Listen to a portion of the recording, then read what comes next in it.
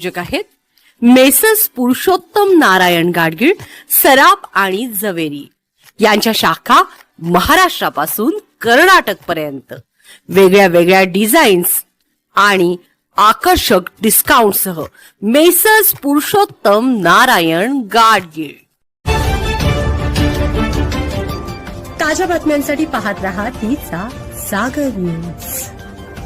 पवार मायलेकांची खेळी, एका निर्णयाला प्रफुल्ल पटेल आउट। राष्ट्रवादीतील उलथापालथीत नेमकं घडतंय काय पाहूया स्पेशल रिपोर्ट। नमस्कार, मी शर्वरी पवार आणि आपण पाहताय तिचा सागर न्यूज।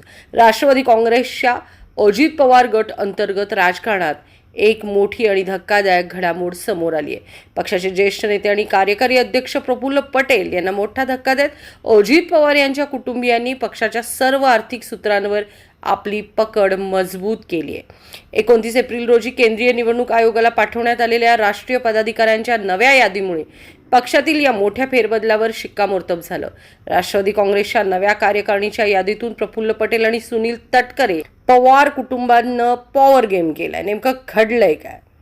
निवडणूक आयोगाच्या संकेतस्थळावर प्रसिद्ध झालेल्या माहितीनुसार सुनेत्रा पवार यांची राष्ट्रीय अध्यक्षपदी नियुक्ती करण्यात आली।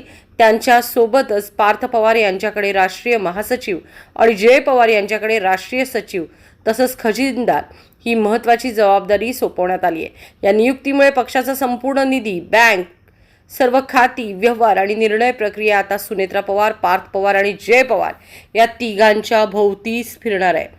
विशेष म्हणजे पक्षाच्या कोणत्याही आर्थिक व्यवहारासाठी आता केवळ या तिघांपैकी एकाची स्वाक्षरी पुरेशी असणार आहे।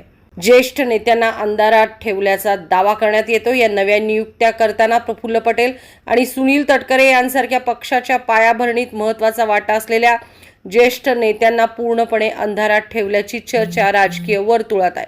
यापूर्वी आर्थिक व्यवहारांचे अधिकार अजित पवार, प्रफुल्ल पटेल आणि वाय.पी. त्रिवेदी यांच्याकडे संयुक्तपणे होते। मात्र नव्या यादीत पटेल आणि त्रिवेदी यांना स्थान न देऊन त्यांचे पंख छाटण्यात आले। सूत्रांनी दिलेल्या माहितीनुसार दिवंगत नेते अजित पवार यांच्या निधनानंतर पक्षाच्या आर्थिक नाड्या प्रफुल्ल पटेल यांच्याकडे होत्या। ही सूत्रे जोपर्यंत पटेल यांच्याकडे राहतील तोपर्यंत पक्षावर पूर्ण नियंत्रण मिळवता येणार नाही, हे ओळखून सुनेत्रा पवार आणि पार्थ पवार यांनी ही नवी यादी अत्यंत गोपनीय पद्धतीनं तयार करून थेट निवडणूक आयोगाकडे पाठवली। या संपूर्ण प्रकरणावर प्रफुल्ल पटेल यांनी अद्याप कोणतीच अधिकृत प्रतिक्रिया दिली नाही। मात्र राष्ट्रवादीच्या या नव्या फॅमिली पॅक रचनेमुळे पक्षात येणाऱ्या काळात मोठ्या राजकीय हालचाली होणार आहेत। नाराज असलेले प्रफुल्ल पटेल आणि सुनील तटकरे भाजपात जातील काय?